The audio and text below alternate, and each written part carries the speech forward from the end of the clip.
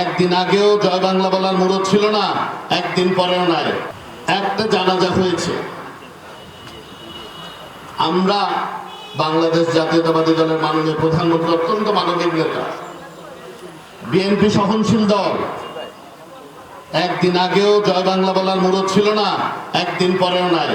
জানাজার সময় যেখানে মানুষ শেষ যাত্রায় কলেমা পড়ে, 10-20টা ছেলে যদি জয় বাংলা করে একটা কিছু প্রমাণ করতে চায়, একটা জিনিসই প্রমাণ করতে পারে, সেটি হচ্ছে তারা শুধু বিতাড়িত হয়নি, তারা বাংলাদেশের রাজনীতির দেউলিয়ায় পরিণত হয়েছে।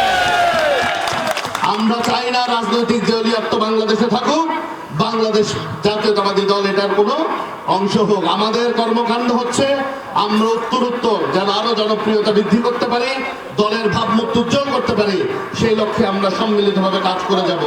এবং অতীতে গত 17 বছর 18 বছর ধরে যারা রাজপথে অক্লান্ত পরিশ্রম করেছে, কাঠ ভাঙা পরিশ্রম করেছে, দলের জন্য ত্যাগ স্বীকার করেছে, আমাদের নেতা জনাব তারেক রহমান ওনাদের পাশে আছেন, ছিলেন এবং ভবিষ্যতেও থাকবেন। আমরাও আছি ইনশাল্লাহ। সবাই ভালো থাকবেন ইনশাল্লাহ। আমাদের টাইম হয়ে গেছে, আবার ভবিষ্যতে দেখাবে। আল্লাহ হাফেজ। বাংলাদেশ জিন্দাবাদ।